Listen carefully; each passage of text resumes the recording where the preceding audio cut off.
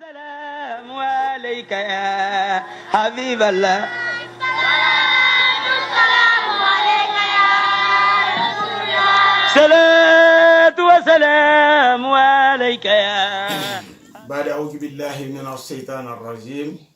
بسم الله الرحمن الرحيم. الحمد لله رب العالمين. الحمد لله حمدا كثيرا طيبا مباركا فيه. إن الحمد لله نحمده ونستعين ونستغفره ونعوذ بالله من شرور أنفسنا ومن سيئات أعمالنا، ومن يهد الله فلا مضل له ومن يضلل فلا هادي له، وأشهد أن لا إله إلا الله وحده لا شريك له، وأشهد أن محمد عبده ورسوله. وبعد أخوكم في الله الحاج يوسف سيسي مرسى سانتو الساكن بفرنسا الباريس. لفتا فلا بعد مصر مولي سي حقو تو ني بنا دون كومو كونو كومو مي يا يتندي كو نكو نا الفا بال من بي بانكو كام من سين كراندل القران ولا جام من بي كو استاجي كنتان جيتي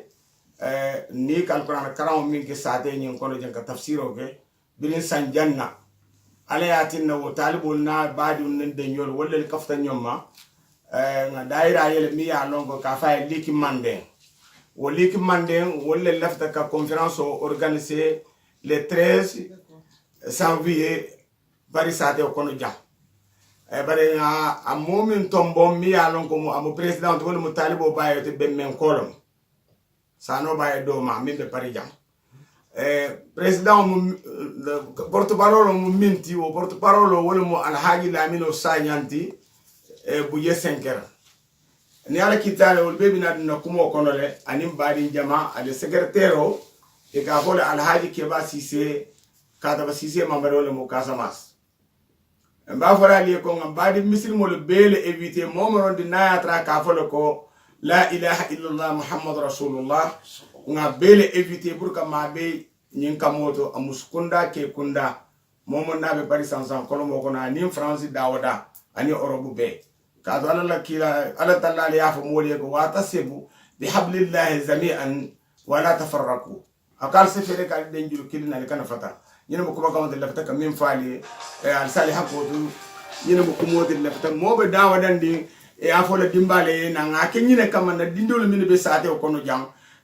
مسلمو لموتي دوبر دينو توبتو كما أسنكتو لتو أكامبانو لتو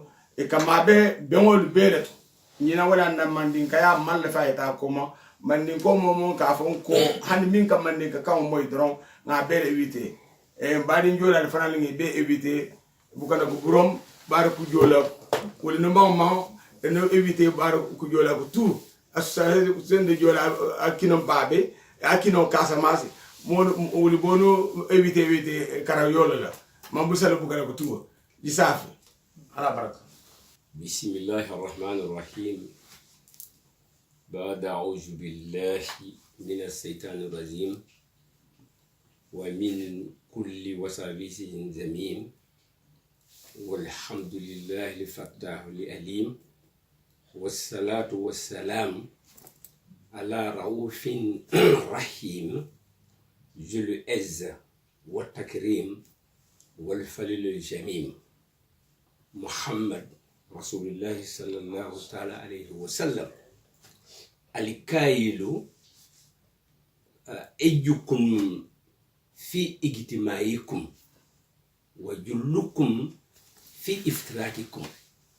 فقال سبحانه وتعالى واعتصموا بحبل الله جميعا ولا تفرقوا. واعتصموا بحبل الله جميعا ولا تفرقوا. Assalamu alaikum wa rahmatullahi ta'ala wa barakatuhu. Mbadi muslimul mandinkol anaka moila be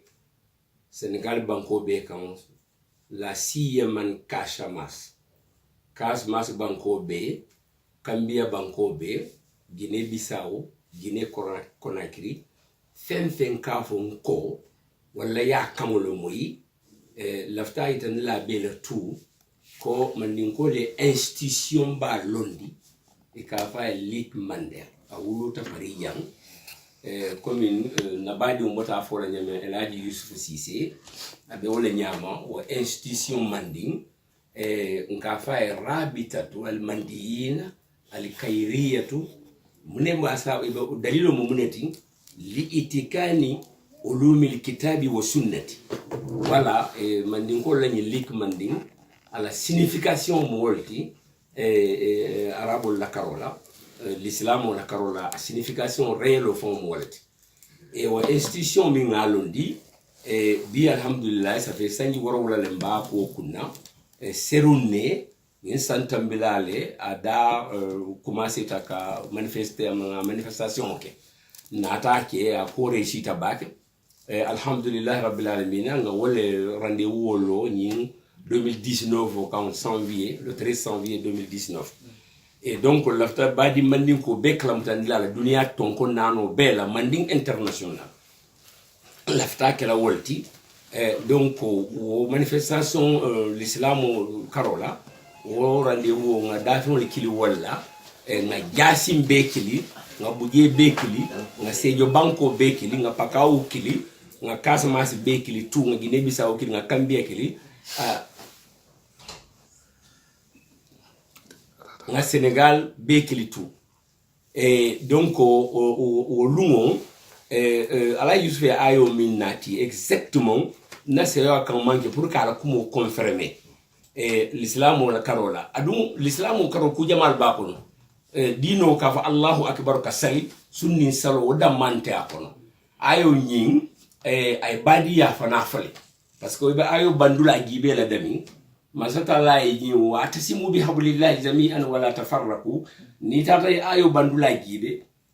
e balo na minna ayo mantara salo ni suuda mama abe badiya fanannema ale mun tokije wa zikru bi ni'matillahi kuntum ada fa allafa bayna qulubikum fa sibatum bi ni'matihi ikiwanan donc akoyta lewko sumuni salo da mante ala ko ali mira banga nemo min kali nemo min botante man so bala tumo min dal fawol damamu ñoo jawote dunia kon al ka fawol dal be kelela al kidol dal be ñoo faral de ñoo jawyala al nata no nemo kama ngali labandi so mon da killing ngali be so no molu ke bakilin fakilinte donc isalon ko salo damma Allahu akbar kate fongolo bango to ka wili o damate l'islam kon adun ka soro ndi o minu karan alquran folo glato soro mi ka fa e ko araita allazi yukajibu bidini isalon ko batar la affaire sociale dunia jomon la balunya sociale alay wollel fojeto parce que ay salo fon natindi temale ayo nani njaw ko la ay salo natindi a folotel limani a kalsari wala wala mo allazina yukajibu bidinillahi min ale malla lakral sotol yo donc anata bula mol kono min mukaliati molu topoto wala yakhuddu ala tamil miskin ya jele anata labang amal labang me atarfo ay nani njaw ay place di salola fo waylu lil musallin donc wala tinna comme ala Yusuf ya banquete nyami nte kumin ka diamalie la min sanya mbe sabati tambana bale sejo dala wuluta buje senkerle donc on a kulu paka o kerewani mi ya lonko almamu ratib ba min bije mo be ya lombarin control Elhaji Mamadou Konta on kuluta wala bulu fo nata France jam alhamdulillah rabbil alamin donc nga ba di mo be kili wala bari pa ngalon ne paka on kolu wala sejo on kol tinala jam bari lafta londindi la ko le be kering donc ka koindal mako manding fen ka fo nko la nga wala institution londi internationalement al sin so douala al sin kafu ngakilo bal kan surtout anintili a président olomo Elhaji Talibo Bayoti mbe wala fon la bun kono jang olomo ni lik mande tubabol la kan ka fa la lik mande lik ça veut dire rabita voilà mal majalis al mandi donc a koto fon molti au président olomo Elhaji Talibo Bayoti et donc actuellement président de ces social au fond Batelea donc c'est vraiment une très grande gamo qui devrait avec là le 13 janvier mbakela base du malakan makarimul akhlaq voilà mbase inkan na côté que makarimul akhlaqi daji ko kendo daji ko beto parce que ko min be keri dunia ko nya wara batal molbe molu nenna molbe molla mo kendo lu nenna ibom na mo kendolu nenna ibenna fisamante ya mo balu nenna ibenna ala mo nenna mine dinol topoton to la banko kam mo be nenna ntoli ya considérer ko o manyen na kela amanyen na kela o nyama dino na nyo buñala dino mo buñaro da manyen ta kela wolti donc la lik mandi donc ko be ngafote nyami lik mandi nata kamolu beso no mo ke kilinti voilà la lik mandi nata lafta nyine la kam mondi l'islam beso no mo kafndi nyoma ko be ngakila al hadiso min foje ala ejukun fi igtimaikum alla kafu nyomo alla bunya be wala kon alla bunya alla kafu nyomo wa zullukum fi iftirajikum alla janjangu alla doya da malbo albe na janjanta doron alla kurpotara dunya dawda albe be kala doya molde il faut ko kafu nyoma kake laftol falali assalamu alaikum wa rahmatullahi ta'ala wa barakatuh. Bismillahir Rahmanir Rahim. Alhamdulillahi Rabbil Alamin. Alhamdulillahi Rabbil Alamin. Alhamdulillahi Rabbil Alamin. Be manso tendula manso mu yenda. Be salakila sallallahu alaihi wasallam. Mun kedan na saboti limero ti dunya ko. Alhamdulillah. Alhamdulillah. Korpo Mandeng. Alhamdulillah président Alhaji Malan Talibo Bayo bembe bijini kamajala Alhaji Sana Bayo Doko. Alhamdulillah porte-parole Alhaji Lamine Sagna nkotoma senkere awuluta wolto bari nkotoma almu kamajala be yallo ne Lamine Sagna senkere buje senkere alhamdulillah rabbil alamin ben karamoma ko donna ala jide bunkiling lo be karamode wala be la karamode ko mi alfali ya banke nyami ni ajim alhamdulillah fula rabbil alamin ni keda kayra balti parijam bandin ko lu bijam pari a siada sanji keme ala nata hakilo di mannin ko la mulketa ala kelun tan nala talbolu ala Yusuf Cissé Marsatu Santo ikafta nyoma ye bay kunna ko mu tamun kada la talbo bay de kake president ala kulo ka dala bunyaka alhamdulillah rabbil alamin ko mi ya banke te nyami me jasim be kondona be buje be kondona be pakaw be kondona jasim alfalu mun ka diamu al dokolo al dimal barindima el haji malan sano bayo bembe bijini ala italbo bayo kotoma wala bal kondona mse wota ka fale ko al fali ya banke nyami lonna ya banke nyami bota mum banke wala radioto ni ala sonda le 13 janvier ni ala sonda Paris be kamo kala kamo mu yalon prope ni man ni kolon ni ka fo ko na be evite jam muskunda ke kunda ba be kondona benna alpha ba kondona marsasu munke dam bitandi kendodi sen manja ba kondona gatu ay mboni di bolko sen yentara dibirine ay entara sunkur le marsasu ay bondi donc bala tendula atel bon na paron fala di ko kono ba tendula mbe ala tendula mbe duwala alma ale nesiam wala bumbulu kumoti kaitandi alfal konso itandi jasim bela anim paka onim bujebe ko man ngol fana seso bembul le bi nga council of France jadi bu bembul France jadi man ko be la president wol mo alhaji malam talbo bayit donc on a la porte parole alhaji Lamine Sagna wolle micro dina pour nga diamu be kafo be kondona be badum be kondona wala mo assalamu alaykum wa rahmatullahi wa ta'ala wa barakatuh. Bismillahirrahmanirrahim. Donc, mesdames et messieurs, on vous remercie infiniment de nous avoir accordé cette journée d'aujourd'hui, uniquement pour vous parler de cette grande rencontre qui aura lieu le 13 janvier 2013 ici à Paris. Cette rencontre sera présidée par l'association de la Ligue Mandeng, dirigée par son président, M. Malan Talibo Bayo, et aussi tous les membres de son association, y compris le grand marabout, monsieur le vieux El Hajj Keluntan Guité. Donc, ils invitent toute la communauté mandingue, la communauté casamançaise, la communauté sénégalaise, africaine, résidant ici en France. Et donc, cette rencontre, soirée religieuse, est parrainée par le maire de Marsassoum, M. Seni Mandian, qui est le parrain de cette soirée religieuse. Et aussi, ça sert le coordinateur du président de la République, mais aussi de son excellence M. Bassirou Sène, l'ambassadeur du Sénégal à Paris, de M. Amadi Diallo, le consul général, et aussi la vice-consul, Mme Awadjo Mbaké. Donc,